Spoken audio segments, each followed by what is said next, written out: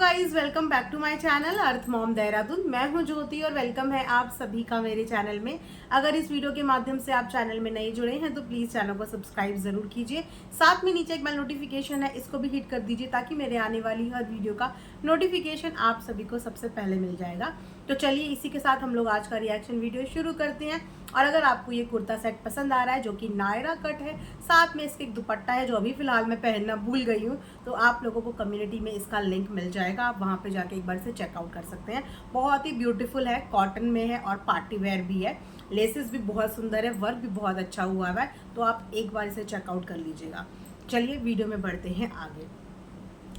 वैसे तो मुझे लगा था कि शायद अब वीडियो बनाने का कंटेंट हमें नहीं मिलेगा। बेसिकली हमारा काम व्लॉगर्स के कंटेंट पे रिएक्शन देना ही होता है। जब तक कंटेंट सोशल मीडिया पे ऑन है तब तक हमारा काम भी ऑन है। जिस दिन कंटेंट कट हो गया उस दिन हमारा काम भी वहाँ से मुड़ जाता है। ठीक है, तो मुझे सपना के केस में ऐसे ही लगा था कि चीज़ें शायद सब कुछ ठीक हो गई हैं। अब ऐसा कोई कॉन्टेंट है नहीं तो रिएक्शन दे किस पे। बट क्या करें, यहाँ पे मैंने सोचा कि थोड़ा सा प्रकाश डाला जाए। और आप सबकी रिक्वेस्ट भी थी। मैं वो कमेंट सॉरी उनका नाम भूल गई, जिन्होंने मुझे बेसिकली ये टॉपिक बताया था कि दीदी आप इस पर ज़रूर वीडियो बनाना, आप इस पर ज़रूर बात करना। तो थैंक यू सो मच कि आपने मुझे ये टॉपिक बताया। डेफिनेटली आपका नाम वीडियो एडिटिंग के टाइम पे मुझे अगर आपका कमेंट मिल गया तो मैं यहाँ पे ज़रूर लगाऊंगी। इसी के साथ बढ़ते हैं आगे। सपना ने जो भी अपना हेयर चॉप वाला वीडियो बनाया, उसके बाद अधिकतर सोशल मीडिया पे ऑलमोस्ट मैं बोलूँगी कि 60-70% जो जनता थी वो सपना को सपोर्ट कर रही थी उसके उस टाइम पे, उस टाइम पीरियड पे, पर्टिकुलर उस टाइम पीरियड पे। इनफैक्ट मैंने ऐसे बहुत सारे लोगों के थॉट्स भी चेंज होते हुए देखे इस समय पे, जो एक समय पे उसको गलत कमेंट्स करते थे। उनके भी ये चीज़ देखने के बाद एक कहते हैं ना, एक सॉफ्ट कॉर्नर उनके दिल में भी आया कि हाँ, एक समय पे ये इंसान बहुत ज़्यादा रो रहा है, परेशान नज़र आ रहा है, तो थोड़ा सा इसको मोटिवेट करते हैं। मोटिवेशन देने के बाद 2-4 दिन के गैप के बाद, ब्रेक के बाद, अपने आप को मोटिवेट करने के बाद, एक गहरी सांस लेने के बाद या बच्चों के साथ टाइम स्पेंड करने के बाद सपना ने वापसी करी और बहुत अच्छे नोट पे वापसी करी, एक अच्छे तरीके से वापसी करी। और इसी उम्मीद पे हमने भी वो तरीका एक्सेप्ट किया कि हाँ, अब इन फ्यूचर सपना वापस मुड़ के चीज़ों की तरफ नहीं देखेगी अनटिल अनलेस कि कोई सपना को ट्रिगर और क्या करने की कोशिश ना करे, पोक करने की कोशिश ना करे। क्योंकि मैं अब ये भी एक्सपेक्ट सपना से नहीं कर सकती कि सपना को कोई भी राह चलता आके पोक करके जाए और उसके बाद हम सपना को ये बोलें कि सपना हर किसी के पोक करने को, ट्रिगर करने को क्या कर दो, इग्नोर कर दो। क्योंकि हम ये चीज़ सामने वाले को भी तो बोल सकते हैं कि सपना को ट्रिगर और पोक करना आप भी बंद कर लो, क्योंकि ये तो दोनों के लिए है ना। अगर नेगेटिविटी का सामना यहाँ पे सपना को करना पड़ रहा है तो इक्वल नेगेटिविटी का सामना छोटी बच्ची को, अंकल आंटी को भी करना पड़ रहा है। तो ये चीज़ें दोनों साइड से रुकनी बहुत ज़रूरी है, किसी एक साइड से नहीं, इनफैक्ट दोनों साइड से रुकनी बहुत ज़रूरी है।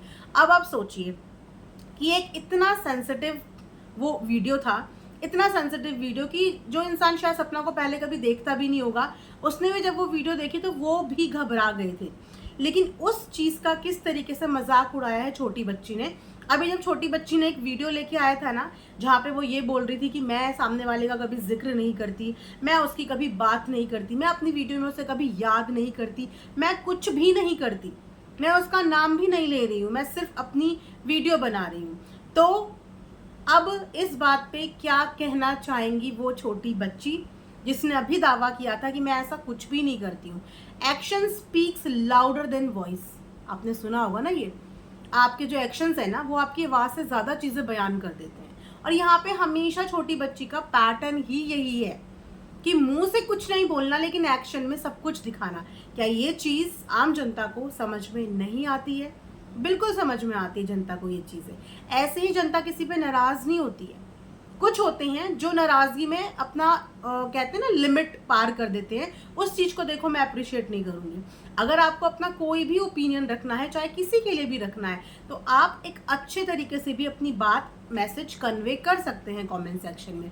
ज़रूरी नहीं है कि उसके लिए आप किसी को गाली गलौज ही करें या आप किसी को गंदा ही बोलें, दोनों में से किसी को भी, है ना।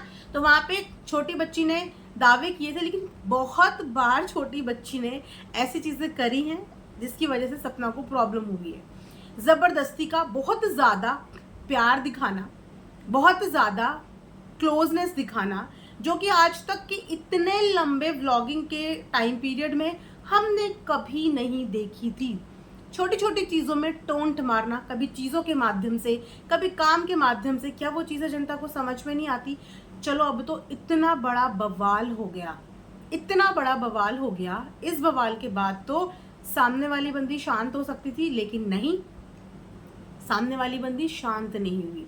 सपना के बाल काटने के दूसरे तीसरे दिन ही सबसे पहले मासूम बच्ची ने एक बालों को लहराते हुए उड़ता हुआ रील शूट करा, उड़ता हुआ बालों को लहराता हुआ रील शूट करा, जो कि आज से पहले हमने कभी नहीं देखा। अचानक उनको अपने बाल उड़ाते हुए रील बनानी थी। चलो फिर भी उस रील को इग्नोर कर दिया कि कर ली होगी ऐसी शूट, उसके भी अपने तरीके हैं, अपना स्टाइल है, कर लिया होगा। इतना ध्यान, कहते हैं ना, इतना ध्यान हमारा एकदम से नहीं जाता कि हम छोटी छोटी चीजें पकड़ लें। लेकिन उसके बाद एक और रील आई। उस रील में प्रमोशन की आड़ में छोटी बच्ची ने एक तरीके से पूरी चीज सपना की रिक्रिएट कर दी, जबकि सीरम ऐड करने के और भी बहुत सारे तरीके होते हैं। सीरम ऐड करने के लिए एग्जैक्टली वैसे ही पोजीशन में काटना, सीजर पकड़ना, बाल काटना, फिर फ्लोर पे अपने बाल दिखाना, अपनी ही भाभी का इमोशंस का कंटेंट चुरा के रील बना ली, या फिर अपनी भाभी के इमोशंस के मजाक बना दिए। मजाक बना दिए ना, ये वही भाभी है जो आपकी गोदी में सर रख के रोती थी, और ये वही भाभी हैं जिनके आप सहला सहला के चुप कर आती थी। तब उनके आंसुओं का आपको बहुत फर्क पड़ता था, है ना। आज भाभी के आंसुओं का फर्क पड़ना भी बंद हो गया। आंसू छोड़ो, इस बार तो भाभी ने अपने बाल काट दिए थे, और ये बात आपसे ज्यादा अच्छी तरीके से और कोई नहीं जानता कि भाभी आपके बालों को लेके भी कितनी पॉजिटिव थी और अपने बालों को लेके भी कितनी पॉजिटिव थी। आपके बालों को भी वो काटने के फेवर में कभी नहीं होती थी और अपने भी कभी नहीं होती थी। उनको लंबे बाल आपके ऊपर भी बहुत पसंद थे और अपने ऊपर भी बहुत पसंद थे। ये चीज जानते हुए भी कि भाभी ने जो चीजें करी है, देखो जनता क्या डिसाइड करती है, वो किस एंगल से देखती है, जनता को उतना ही पता है जितना वो स्क्रीन में देख रही है। लेकिन अपनी भाभी के साथ आपने तो बहुत अच्छा टाइम स्पेंड किया होगा, आपको जरूर से पता होगा कि भाभी को अपने बालों से कितना प्यार था या नहीं था, ठीक है। लेकिन आपने एक बार फिर से अपनी भाभी को पोक करने की यहाँ पे कोशिश करी है, वो भी हमेशा हर बार उस टाइम पे जिस टाइम पे वो सबसे ज्यादा टूटी हुई होती है। जैसे ही उसने अपना इस हेयर चॉप करने के बाद वीडियो डाला, 2-3 दिन के बाद एक नॉर्मल वीडियो डाला, उसके बाद इन्होंने रील बना के बकायदा उनका मजाक बना दिया, हेयर काट दिया, फिर सिरम लगा दिया, फिर बढ़ता हुआ दिखा दिया। मतलब ये क्या है? अब अगर इसको आप लोग पोक करना नहीं बोलेंगे, ट्रिगर करना नहीं बोलेंगे, तो क्या बोलेंगे? इसी को तो चिढ़ाना कहते हैं, इसी को तो चिढ़ाना कहते हैं कि सामने वाले को डायरेक्टली इनडायरेक्टली पोक करना। क्या ये चीजें समझ में नहीं आती हैं?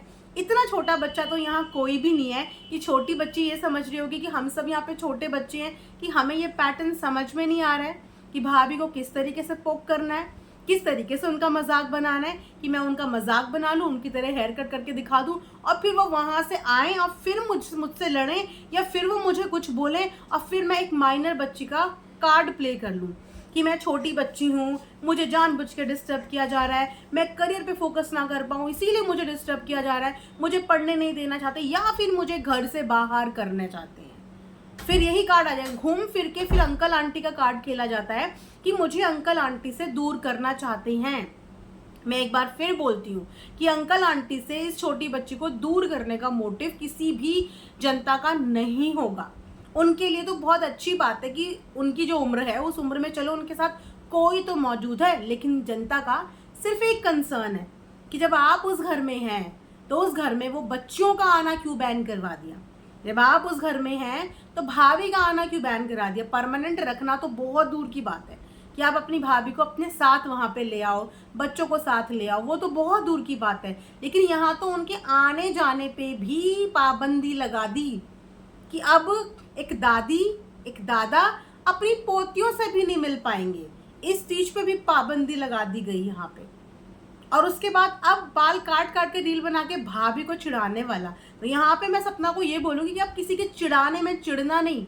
अगर सामने वाला आपको थोड़ा सा चिढ़ाता है ना, तो आप उसके बदले उसको और ज्यादा चिढ़ाओ, और उसको चिढ़ाने का एकमात्र तरीका है अपने काम पे फोकस और अपने काम में आगे बढ़ो। सोशल मीडिया सपना का काम है, सोशल मीडिया सपना का करियर है। सपना डंके की चोट पे बोलते हैं कि यहाँ से मेरी रोजी रोटी चलती है और इसी से मैंने अपने बच्चों को आगे पालना है। और यस, ये है सपना की रोजी रोटी और ये है सपना का करियर। ठीक है, तो सपना तो इस करियर में मेहनत भी करेगी, आगे भी बढ़ेगी, कंटेंट भी बनाएगी, कंटेंट के लिए चीज़ें भी करेगी। लेकिन छोटी बच्ची का करियर क्या है? क्या है छोटी बच्ची का करियर? बार बार अपनी पढ़ाई का हवाला दिया जाता है। क्या आज तक आपने छोटी बच्ची को बुक खोलते हुए कोई एक चैप्टर डिस्क्राइब करते हुए भी देखा है कि छोटी बच्ची ने बोला हो कि आज मैं ये वाला चैप्टर पढ़ रही हूँ, आज मैं ये वाली चीज़ पढ़ रही हूँ, चलिए आप लोगों के साथ में अपनी कुछ स्कूल की सिलेबस शेयर करती हूँ। आपको पता है कि आज मैंने ये वाला फॉर्म भरा है, आपको पता है कि मैं 12th के बाद इस चीज़ की तैयारी करूँगी, मैं ये करना चाहती हूँ, मेरा ये एम है। कभी आपने छोटी बच्ची को अपने करियर से रिलेटेड बात करते हुए सुना है? सुना है? अगर वो इतनी करियर ओरिएंटेड है जो वो हर वीडियो में अपने करियर का एग्जाम्पल लेके आ जाती है, तो करियर बनाने वाले बच्चे ऐसे नहीं होते, वो बिल्कुल पंचायती बच्चे नहीं होते। करियर बनाने वाले, उनके मुंह से कभी तो किसी दिन तो अपनी पढ़ाई से रिलेटेड बात निकलती है। लेकिन छोटी बच्ची के दिमाग में भी सिर्फ सोशल मीडिया ही है, सिर्फ सोशल मीडिया ही है। इंस्टाग्राम पे काम करना, यूट्यूब पे काम करना, उसके दिमाग पे भी एक इन्फ्लुएंसर बनना ही है। क्योंकि अगर करियर की बात आए तो आई एम सॉरी, करियर पे क्या उनके फर्दर प्लान्स हैं इसके बारे में उन्होंने कभी डिस्कस नहीं किया, कभी नहीं बताया। फिर भी मुझे पता नहीं कि कौन से करियर का वो हवाला देती हैं और कौन सी स्टूडेंट लाइफ वो यहाँ पे जी रही हैं। स्टूडेंट लाइफ तब ज़रूर थी जिस वक्त पे वो अपनी भाभी के साथ थी। तब लगता था कि एक पढ़ने वाला बच्चा है जो स्कूल जाता है, फिर स्कूल से आता है, वो 2 चोटी बांधना, वो स्कूल की यूनिफॉर्म, जब एग्ज़ाम्स होते थे तो अपने मार्क्स दिखाना। इस बार तो रिजल्ट भी नहीं बताया गया कि आखिर छोटी बच्ची ने स्कोर कितना किया। इस बार को ऑडियंस को रिजल्ट भी नहीं पता चला। अब अगर आ जाए हम बाल कटिंग वाली वीडियो पे, तो सपना ने कुछ मेकओवर नहीं किया, ठीक है। उसके बाल एज इट इज़ हैं, ट्रिम भी ढंग से नहीं हुए हैं, आप सबने आई एम श्योर कि देख लिया होगा। लेकिन सपना के मेकओवर ना करने के बाद भी कमेंट सेक्शन में कुछ लोगों ने ये अंदाज़ा लगाना शुरू कर दिया, मेकओवर हो गया, मेकओवर हो गया, कटिंग हो गई, कटिंग हो गई, कटिंग हो गई, जबकि कोई कटिंग नहीं हुई। जिस समय पे कंट्रोवर्सी सबसे पीक पे थी, जिस समय पे बिल्कुल शुरुआती स्टेज चल रही थी, सपना ने घर छोड़ा था, दोनों के दोनों अलग हो गए थे, फिर खेतों पर मिले, बहुत रोना धोना हुआ, बहुत इमोशन ड्रामा हुआ, जिसको देख देख के आधी से ज़्यादा जनता इन दोनों का मीटअप देख के रो रही थी, है ना। बहुत सारे लोग रो रहे थे। उसके बाद उस पीक में कंट्रोवर्सी के दौरान हमारी छोटी बच्ची ने हेयर कट करा था प्रॉपर, उसको कहते हैं हेयर कट, जो हमारी छोटी बच्ची ने करा था कंट्रोवर्सी के दौरान। लेकिन उस हेयर कट का मुद्दा ही नहीं बन पाया, किसी ने उस चीज़ पे गौर ही नहीं किया, किसी का उस चीज़ पे ध्यान ही नहीं गया कि एक तरफ इतनी बड़ी कंट्रोवर्सी चल रही है और दूसरी तरफ छोटी बच्ची मज़े से सैलून में कब गई, कब हेयर कट लेके आई और कब अपना मेकओवर करके आ गई। किसी का इस चीज़ पे ध्यान नहीं गया, किसी का भी इस चीज़ पे ध्यान नहीं गया। मेकओवर का सिलसिला गांव से शुरू हो चुका था। यकीन नहीं आता तो मेकओवर किसे कहते हैं, कंपेयर करना छोटी बच्ची की सपना के साथ वाली व्लॉगिंग से और सपना के साथ से अलग होने वाली व्लॉगिंग से, कि किस तरीके से उनका पहनने का तरीका बदला, किस तरीके से उनके बालों का स्टाइल बदला, किस तरीके से उनका बोलना बदल गया। अचानक से छोटी सी दिखने वाली बच्ची हमें इतनी जल्दी बड़ी बड़ी बातें करती हुई नजर आने लगी, और कैसे एक बिना मेकअप सिंपल साधारण रहने वाली लड़की अचानक से हमें मेकअप में दिखने लगी।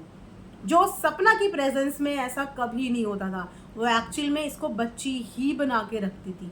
लेकिन सपना से अलग होने के बाद पीक कंट्रोवर्सी का टाइम इस बच्ची ने कराए थे स्टेप कटिंग या फिर लेयर कटिंग, इस बच्ची ने कराए थे। लेकिन हमारा ध्यान उस समय पे नहीं गया, हम इतना बिजी थे उस समय पे चीज़ें देखने में, समझने में कि ये हो क्या रहा है, कि हमारा ध्यान ही नहीं गया कि यार यहाँ लड़ाई चल रही है, झगड़े चल रहे हैं दोनों परिवारों के बीच में, और बच्ची मस्त हेयर कट करवा के भी आ गई और कानों कान खबर भी नहीं हुई। रीज़न बताऊँ क्या है? क्योंकि बच्ची का व्लॉग डेली नहीं आता है। जब इंसान डेली व्लॉग डालता है ना, तो उसको अपनी डेली एक्टिविटी दिखानी पड़ती है कि आज उसने क्या किया, आज वो कहाँ गया। लेकिन जब इंसान हफ्ते में 15 दिन में एक व्लॉग डालता है, तो छोटी छोटी क्लिप्स ऐड करके इतने दिन की एक वीडियो बना के डाल देता है। अब 15 मिनट की 20 मिनट की वीडियो में हमें क्या पता कि इस बंदे ने 15 दिन क्या किया, 15 दिन क्या किया हमें क्या पता, इस बंदे ने किया क्या।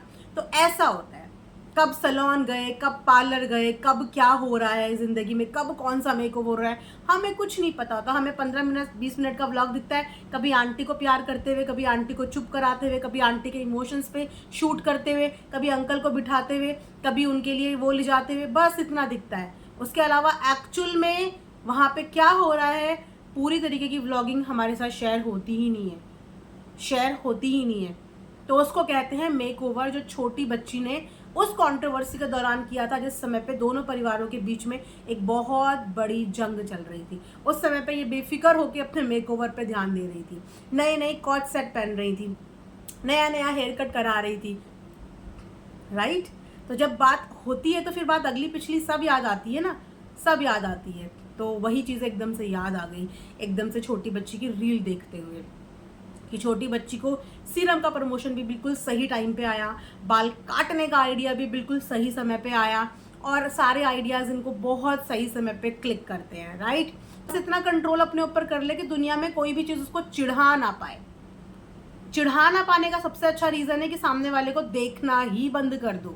सामने वाला दिखाने के लिए अगर चीज़ें करता है और अगर आप उसे देखना बंद कर लो तो आप सारी नेगेटिविटी से दूर रहते हो। ये मेरा अपनाया हुआ फॉर्मूला है। मुझे ऑलमोस्ट हो गए 8-9 महीने, साल भर के अराउंड हो गया कि मैंने खुद ने बहुत चीज़ें सिलेक्टेड कर दी अपनी लाइफ में, कि मुझे सिर्फ उतनी चीज़ें देखनी है जिन चीज़ों में मुझे कंटेंट चाहिए, जिन चीज़ों में मुझे वीडियो बनानी है। उसके अलावा मैं किसी और चीज़ को देख के ना डिस्ट्रैक्ट नहीं करती, और मैं डिसाइड कर लेती हूँ अच्छा ये व्लॉग देखा तो मुझे इसी पे कंटेंट बनाना है। और ये बहुत सॉर्टेड तरीका है, आपका दिमाग एकदम रिलैक्स रहता है, आप खुद भी बहुत रिलैक्स रहते हो अगर आप सिर्फ अपने काम पे फोकस रहते हो। वरना ये दिमाग है यार, चंचल होता है, चारों तरफ भटकता है, खुद भी परेशान होता है और फिर अपने साथ वालों को भी परेशान करता है ना। तो परेशान ना होने का सिंपल फॉर्मूला है, अपना काम करो, सिर्फ अपने काम पे ध्यान दो, उसके बाद फ़ोन बंद करो और साइड में अपनी ज़िंदगी एंजॉय करो। Simple as that. चलिए गाइस, इसी के साथ ही रिएक्शन वीडियो मैं यहाँ पे एंड करती हूँ। आई होप कि आप सबको पसंद आई होगी। कमेंट सेक्शन में कमेंट करके ज़रूर बताना। मिलेंगे नेक्स्ट वीडियो में, तब तक अपना ध्यान रखिए। Thanks for watching earth mom Dehradun.